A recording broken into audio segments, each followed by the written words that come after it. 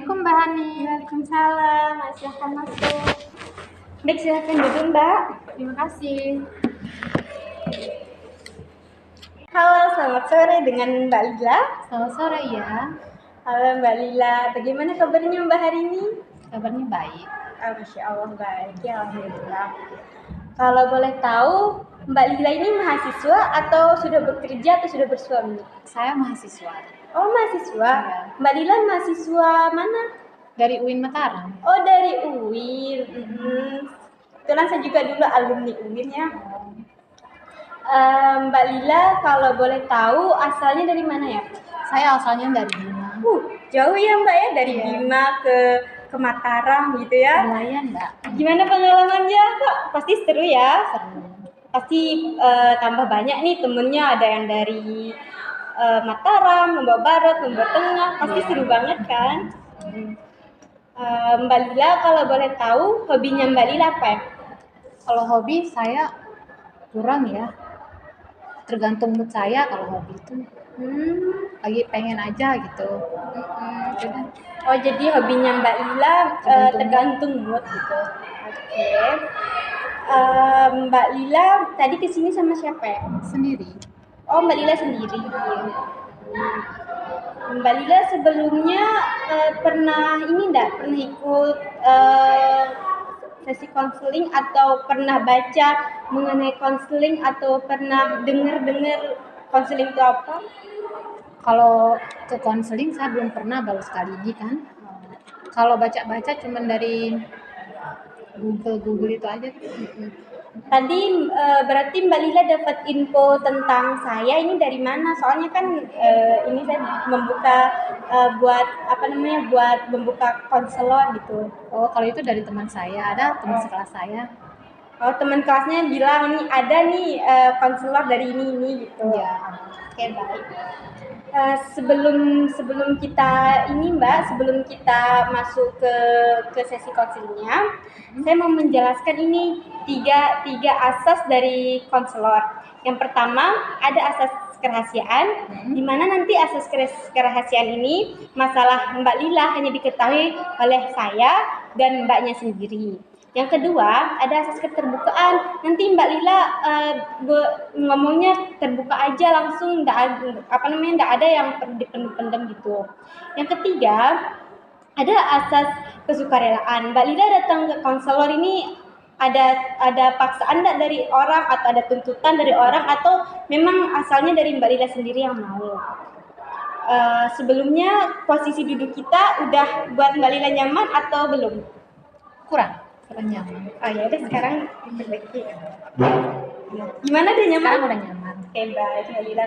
Jadi sebelum kita mulai konseling, alangkah baiknya kita buka konseling kita dengan sama-sama berdoa ya, membaca Al-Basmalah. Sekarang saya yang memimpin.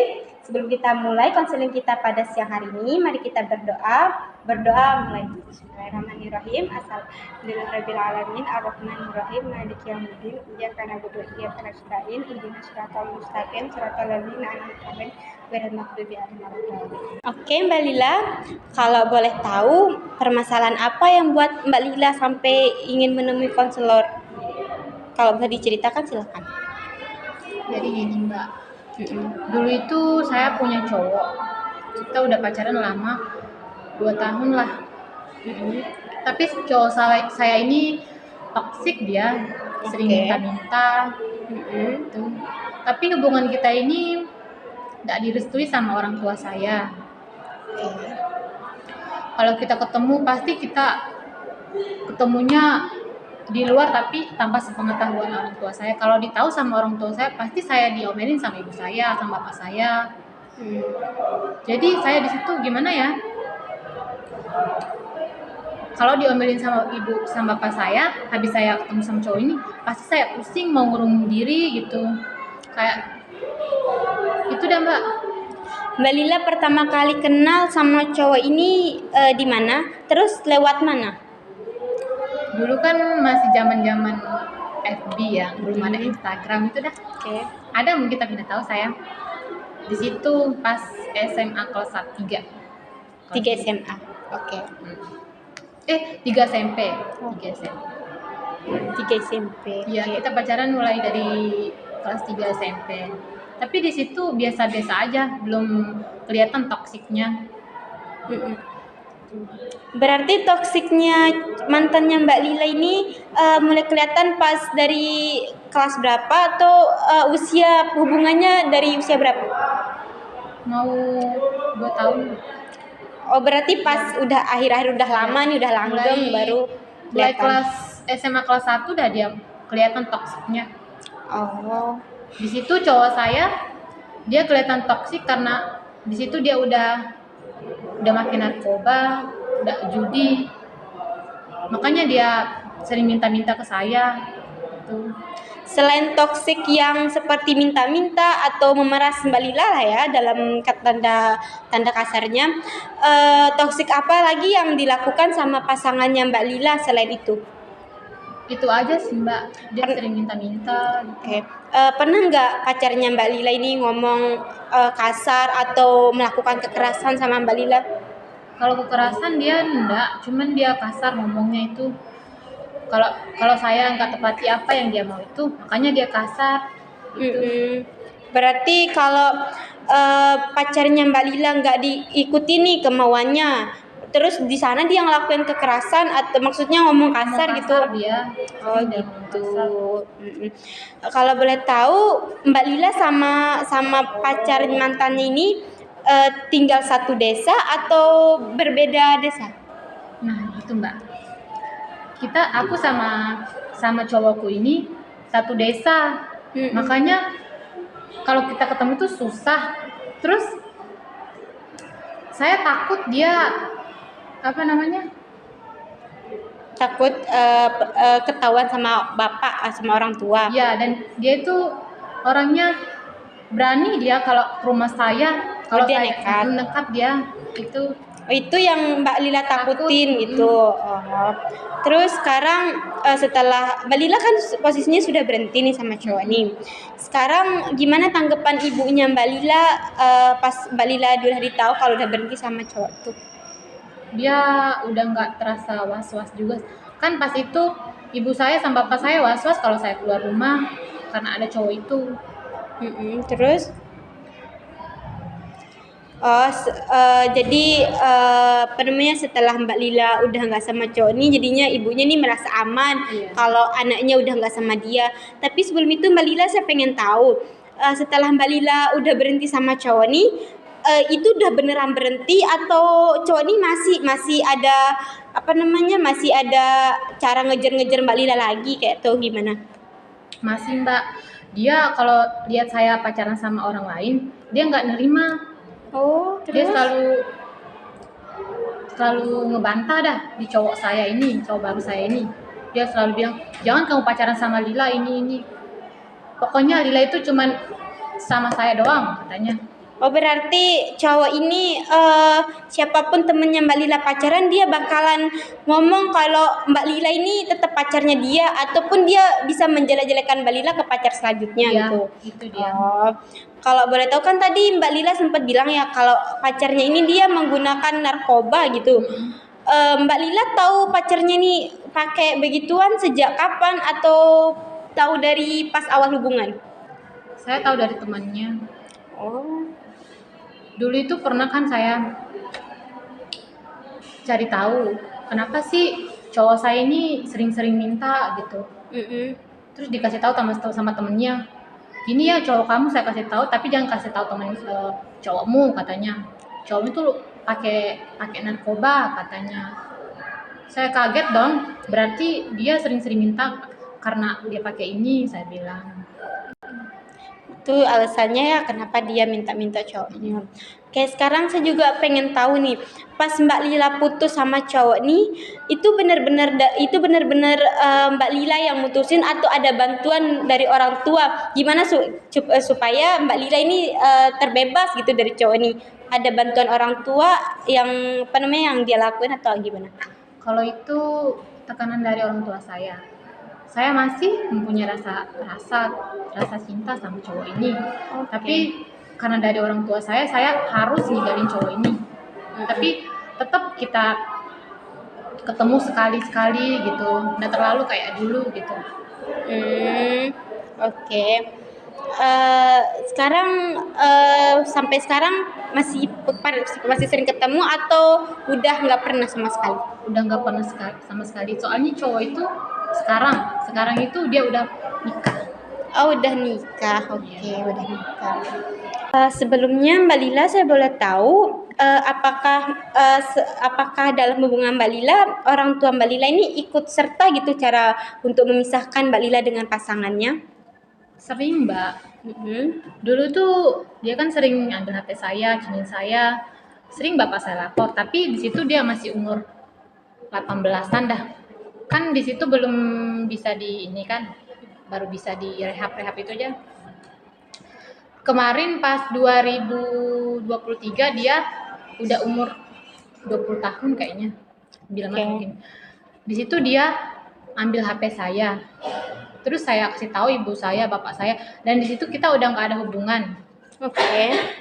Dia ambil HP saya, terus dia udah tahu mungkin dia kemana. Saya kasih tahu ibu saya, terus ibu saya di situ saya punya kakak polisi. Ibu saya kasih tahu dah kakak saya ini gini HP-nya Lila diambil sama cowok ini. Terus dicari dah dia sama polisi ini, di mana dia ini gitu. Terus paginya dia udah ditangkap di Polres Montan namanya itu. Di situ dia di rehab dulu. Terus lusanya dia dibawa ke Polres Bima. Oh, berarti orang tua Mbak Lila ikut serta ya dengan cara ini melaporkan kasus mantannya Mbak Lila. Iya, Mbak. Oke, terus Mbak Lila? Ada hal enggak yang sampai sekarang membuat Mbak Lila masih gregetan gitu sama mantan Mbak Lila ini? Kalau gregetan saya enggak, karena di situ kan saya juga yang mau kan dulu, tapi kalau sekarang enggak saya. Misalkan nih kalau sekarang Mbak Lila ketemu lagi sama cowok nih, Mbak Lila bakalan ngelakuin apa? Enggak, saya mau lihat cowok itu. Oh, berarti udah kalau pengen disingkirkan ya. Kalau saya lihat cowok itu kayak apa sih, kok bisa saya sama cowok ini dulu gitu. Terus Mbak Lila kayak trauma gitu kalau saya lihat dia.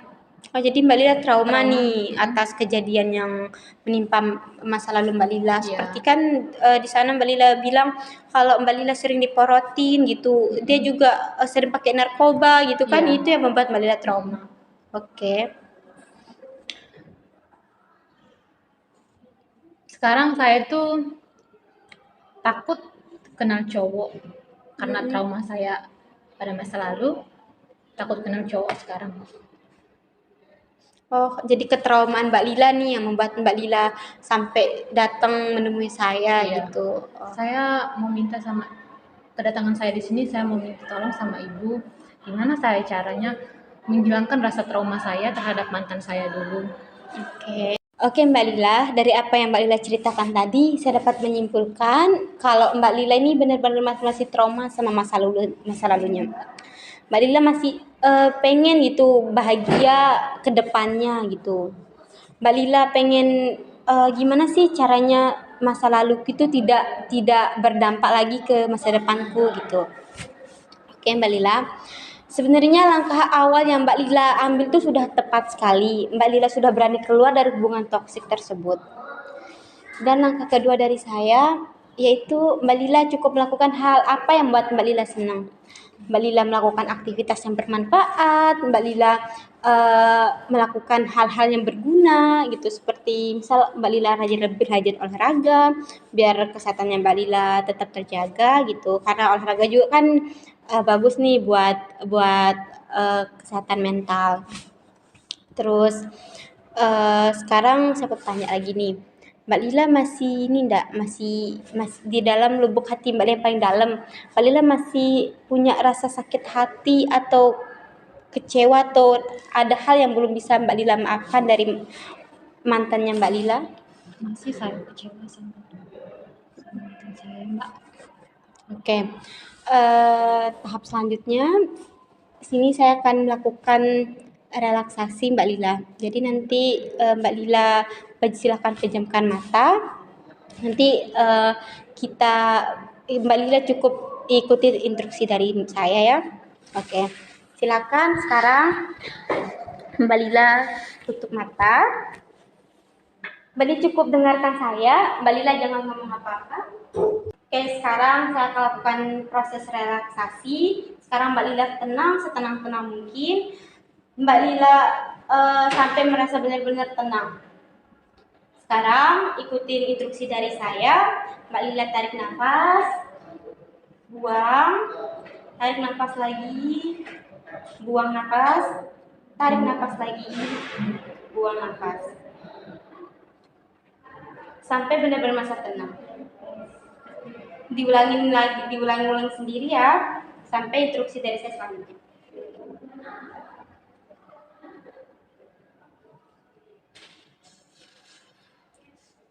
Oke, sudah.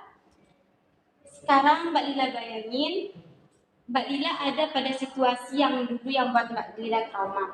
Mbak Lila ketemu sama mantan Mbak Lila yang membuat Mbak Lila sampai sekarang masa ketraumaan itu. Mbak Lila coba ngomong sama dia. Mbak Lila sampaikan apa yang ingin Mbak Lila sampaikan dalam hati Mbak. Silakan sampaikan.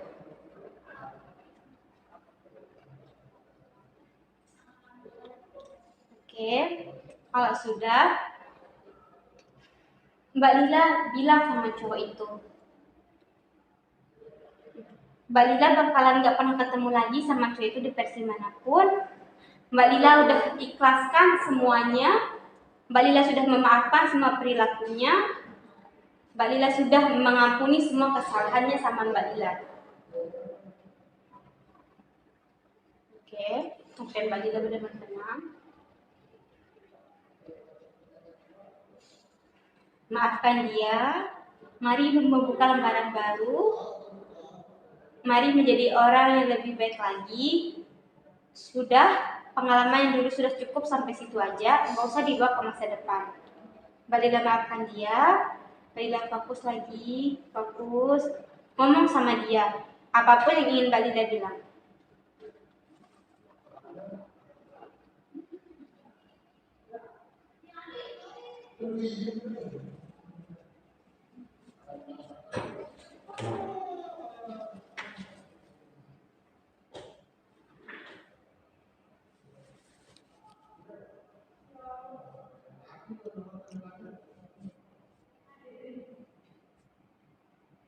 Mbak Lila boleh buka mata kalau Mbak Lila sudah selesai ngomong sama masa lalunya Mbak.